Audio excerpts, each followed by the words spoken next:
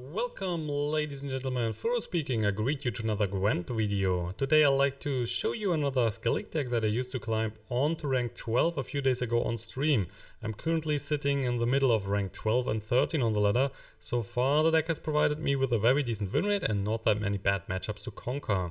As you can see, we are surely using the Axeman in the deck, but instead of going full force on the damage theme, this version is playing with another tool set as well. The extra tools are coming in form of the NILFGAARD, which is resurrecting at the start of the round and lose 2 base strength, and the MORKVARG, which is when moved to the graveyard he's losing 2 base strength and resurrecting. These units are ongoing threats for your opponent that are respawning constantly throughout the game, providing you with a decent amount of extra points. To ensure that those two are definitely coming as early as possible, we are not using Herald to Cripple as our leader, but instead going for King Bran, who will allow you to discard 2 cards of our choice from our deck and furthermore give them +1 base strength. To buff our wolf, I'm using triple Shieldsmith. This bronze unit is giving any non-god unit of your choice +2 base strength, enough to keep the wolf alive even if he's getting targeted by a lot of effects. The rest of the deck is familiar with the more damage-oriented Skellige Axeman build, so just build ongoing damage with stuff like the Yennefer or the Blue by Lugos while buffing your Axeman into great highs. Nowadays there are a lot of counters on the ladder against high point units, so keep your eyes open for some sick anti-cards like the Bomb, Scorch, Geralt Igni and so on. So now it's time for some games, let's head into the gameplay section. So our first game brings us at a Gwent deck, which is either then a Monsters Weather deck or a Monsters Consume deck, one of those. Definitely might be tough. If he's using Consume, then the Blue by Lugos here with the Spectral Whale is not very good, because the whale is just getting eaten by the Consume units, so that is not worth it. We're dropping the Priestess here, getting another Shieldsmith, which is pretty good to buff our wolf. We might want to keep the first light if he is playing with Consume stuff, and the rest is also very good. Maybe dropping the Tremors here, getting another Axeman. Would love to get another gold card, but we can't risk to get the wolf or the NILFGAARD here now. So we're just, let's just accept that. We need to start, so playing King Bran for the start. That's our standard opening. The problem against the monsters deck is that they might run Caretaker and then they can just take the NILFGAARD out of the graveyard. Then we're losing a lot of points. So that's not too useful then. Oh, Aromancy. And that's the weather deck. So for now, let's drop the Shieldsmith here to buff the wolf. We're going ahead, playing the Wild Hunt Rider. We will play another Shieldsmith to go ahead again. And creating more value from the MORKVARG. And the Ancient Foglet. I don't like that he's keeping this one, but there is no chance. We could play more, but there's no use for that. So we're just passing. The Ancient Foglet is getting buffed to 7. He is now he's playing further along. Avalach. This one gives 1 card and he's drawing 2. So with that the Foglet is getting buffed 1 more point. But we are now ahead. He's using the Swallow Potion. Buffing that even further. Now he's 1 card in disadvantage. But starting with a strong unit here on board, of course. Which might then be the target for the Geralt Igni. So 17 to 14 for the start. And no gold card. What a shame. He's spawning the Frost. The Frost. Okay, let's target the Axeman, then we are dropping the Orquist. If he's getting rid of one of the units here, or the Yennefer, pretty good. I'm a dwarf of business. Cleaver hitting the Axeman. You know what? I will just give you another one. We might then also play the Blue by Lugos. We still have the Archer, we still have the Dragon.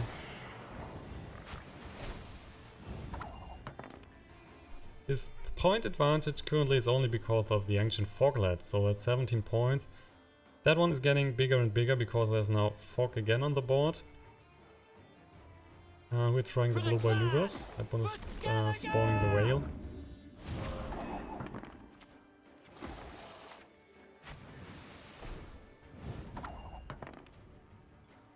Okay, you're trying this one. So I like to use the Geraldini for now. He's losing the Ancient Foglet for the next round. And at the moment I really like to keep the Geraldini. So we will see. Coral in this matchup is not good. He is trying to spawn weather anyway, so normally you don't want to spawn any weather. So Priestess, maybe, maybe not. Could drop the Archer, which is immune to weather, so gives us a lot of points. By the rights of Morhog.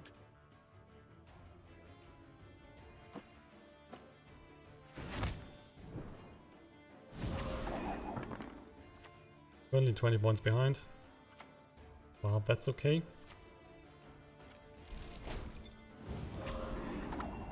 So why was he using the Shaggle on the Axeman? Wasn't very clever.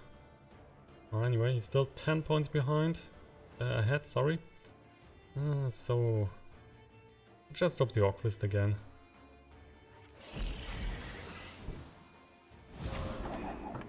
Axeman now at 14 points. The row is now at 20. Because the whale was destroying all the small foglets. Lacerate. Okay, still 2 points ahead, but we have so much more cards in hand. That's pretty excellent. And if needed, we have more stuff ongoing here. Guess we are just dropping the coral. This one stays at gold, and we are definitely not getting any sort of value from the weather effect here. He's just using weather immune cards, so it doesn't really matter. And if he's dropping the Sarah, for example, in the last round, if he's drawing that, we definitely don't like to give him another weather effect. I suppose, in the end. Of course, using the rain here instead of the fog, otherwise he's just getting more foglets. We're only 2 points ahead. If he's passing, he would keep the Drowner for the next round, so the 18 points are definitely going down. And there's a pass. And we will now also just pass. He's keeping the Drowner. We have 2 more cards. We are getting the Morkvarg, we are getting the Olgit. He only has 4 points. That's definitely a better start for us.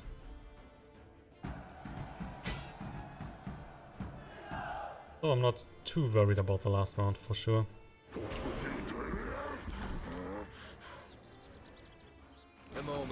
Would be nice to get Yennefer, then the game should be definitely over. We're getting a Stammelford and Tremors, which is also pretty nice, I would say. So let's start with the Axeman.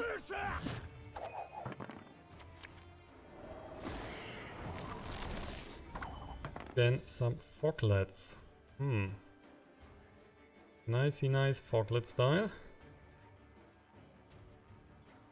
Oh, he might still run more Lacerates, has played 1 so far.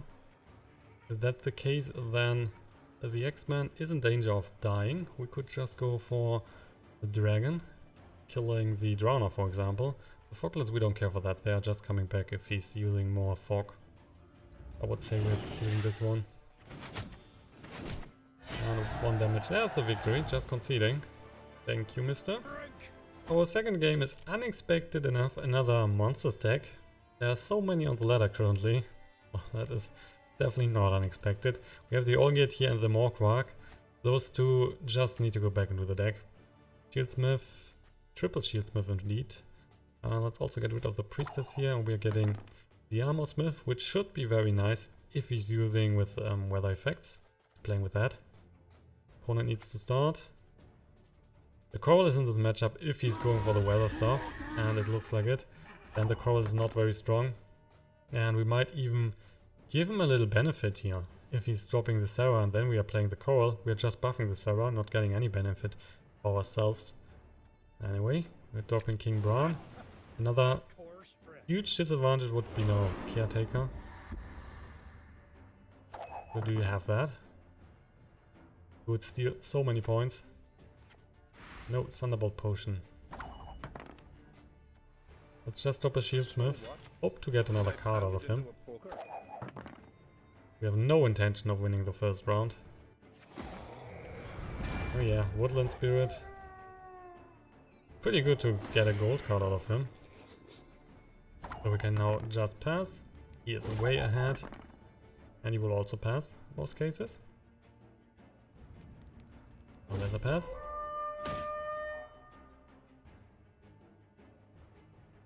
And because he played the gold card, he's keeping the Foglet for the next round. Which is pretty bad for him.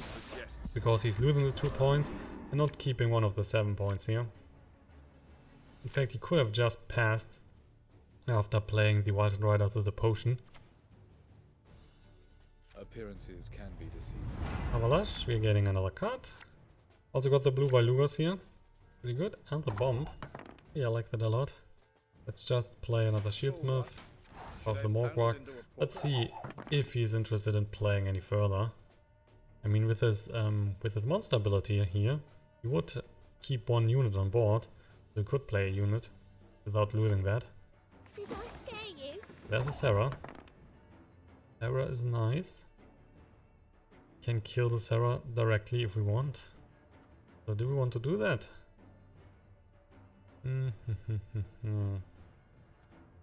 Could be. Otherwise, if the Sarah is staying on the board, it might be very dangerous. We have a bomb, so that's not a problem. I guess we're just dropping the dragon right now. Shall we wait? Let's get rid of Sarah directly. We'll hit one of our own units, and that will be the Morkvarg, because we're just getting that one back if it's dying. No problem. 30 points ahead. And we have units in every row, so you would need a lot of weather effects to get rid of the points. Get the Ancient Foglet. Looks like the round will continue a bit longer, so let's drop the Orquist. If he's passing, we are fine. We're losing the value from the Orquist, but it doesn't really matter. Problem right now would be that we have 0 Axemans, so we're not able to spawn that much. There's a water hack, so we're spawning water here. We will just go for the Armorsmith, getting our points back. So if his strategy was to play some Lazarate in the lane, that's not working now. Spawning more weather effects. We might just play the Coral. Again, doesn't really matter. We will just help him. So we can play the Coral here without a problem. Currently 17 to 35 points. Resistance is futile. Okay, he's hitting the Morkvarg. Interesting choice. So you would need to hit that a few more times. That is not able to respawn. Not having the Axeman is pretty problematic for the last round. We need to see what we're doing with that. Let's stop the Shieldsmith here. And we're buffing the Morkvarg again. So if he has another Wild Hunter of Varia, he can only target the Olweird or the dragon here. Orquist is spawning next turn. So he's losing 7 points now. And we're 7 points ahead. Now drop the blue Lugos. This will also provide us with wall value. Because the round here might take even longer. 4 points ahead currently. It looks like he's willing to play more and more. Adrenaline Rush, that would keep the Ancient Foglet for the next round. So could be problematic. Still 4 points ahead. If the whale is hitting this lane here, we're getting rid of 5 points, which is pretty decent. I guess we're just dropping the Orquist for now. So yeah, there you go. 8 points ahead. Right now he would keep both Ancient Foglets. Another Adrenaline Rush. Maybe, or Thunderbolt Potion, sorry. So that will be 22 points. Currently even. It's not that great. If we drop, for example, the Stammelford's Tremors right now, that is definitely not good. We are losing so many units. We have the bomb here, so with that we could get rid of the Ancient Foglets. We also have a First Light. And with that we can get rid of the fog, but that's not a use right now. We will just play the bomb on this lane, getting rid of the potions. In the graveyard there's only a Shieldsmith at the moment. And finally, he is passing. So we of course will also pass. But he's keeping quite a lot of points. And he still has the weather ability from the Dragon. So he can spawn more fog. Would be really useful to get an Axeman here, even if he's spawning the fog.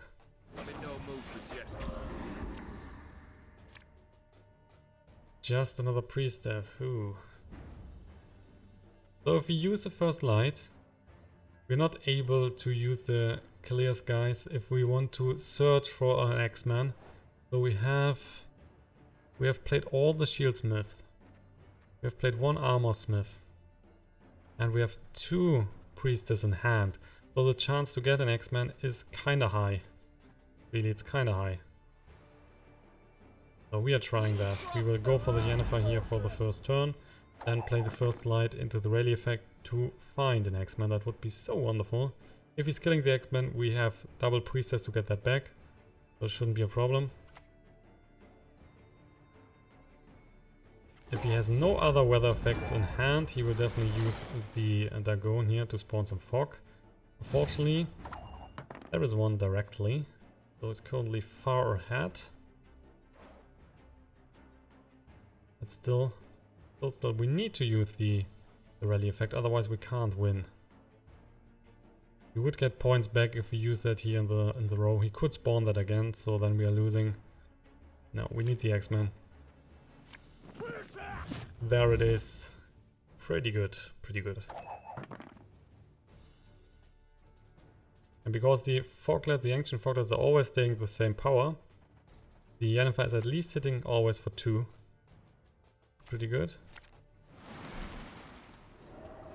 Oh, weather everywhere. Weather everywhere. The priestess is coming. We will pick the Armorsmith here. And let's buff this lane. Axeman is up to 4. We're currently 1 point ahead. Still another weather effect here from the Dragon that he might use. Then the Axeman is getting buffed, of course. What are you using? First light. Oh, interesting. Another Foglet. Just more points for this Yennefer. With the Stammelford Tremors we can get rid of a lot of points. We're currently 1 point ahead. The Axeman is getting buffed more. So we are dropping the Priestess first. Let's do that. We are getting the Shieldsmith. And we will buff. Let's see if he's killing the Axeman. We have lost anyway. Doesn't really matter. We've currently 19 points in this row. We have then enough here. I guess we are still buffing the Axeman.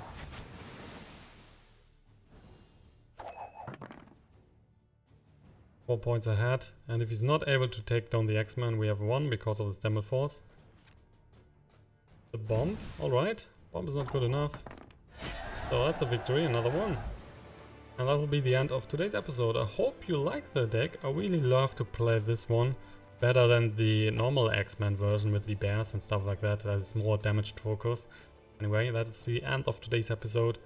Thank you all for watching. And I hope to see you then in the next Gwent episode. We will check out Tordarroch with Control tomorrow. So keep an eye out for that. Thank you for watching again. And see you then, hopefully. Goodbye guys, and have a good night.